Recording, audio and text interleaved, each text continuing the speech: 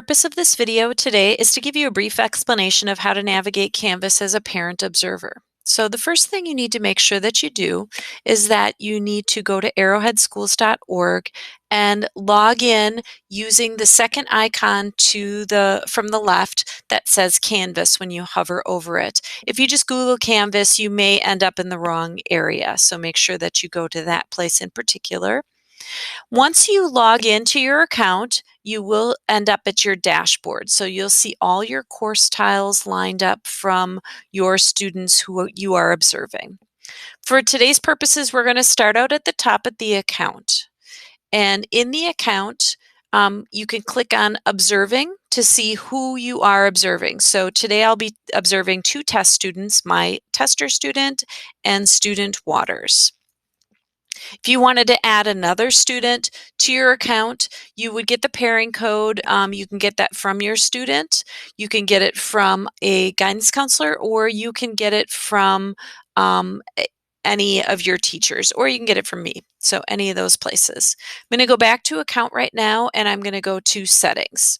One thing that I wanted to highlight in settings is that you can add other ways to contact you. So some people here like to add a cell phone number so that they can get text alerts, or you can add an additional email address. So either of those you would add in there, and it would add another column to our notification area. So other contacts under settings. We're now going to go to notifications.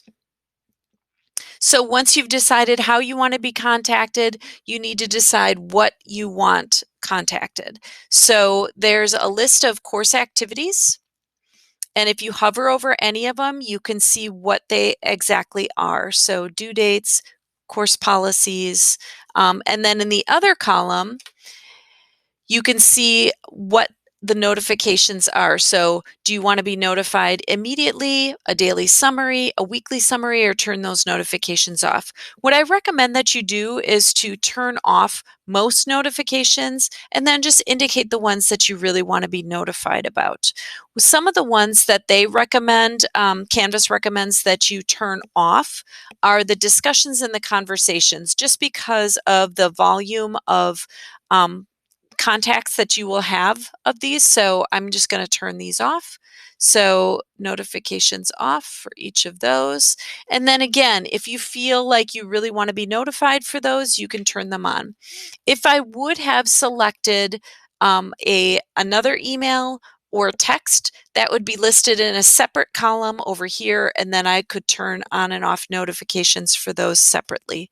You do not need to save any of the changes in these areas. You can just go ahead and go back to your account settings or go to your dashboard. When I'm at dashboard now, I am seeing this dashboard by the card view. You can also change it to the recent activity view. I prefer the card view, and I'm going to show you some things that you can change to make your life a little bit easier. So first of all, we need to look at our course cards and make sure that we're seeing all of the courses that we want to see. So I can see I'm observing my tester student for several courses, and then I have two courses for my student Waters.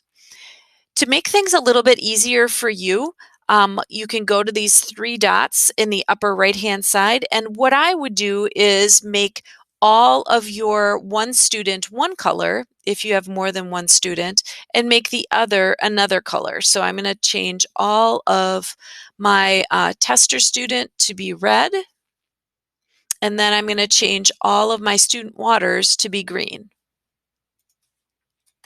Student Waters green and red.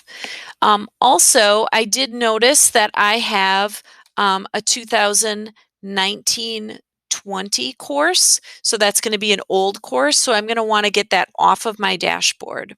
So in order to do that, I'm going to go to Courses on the left-hand side, and then All Courses.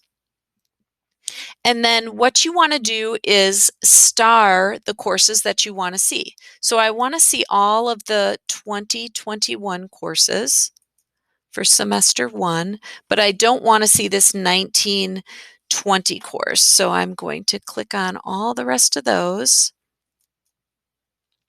And because I have a civics course and another course that doesn't have a year, I'm going to keep those.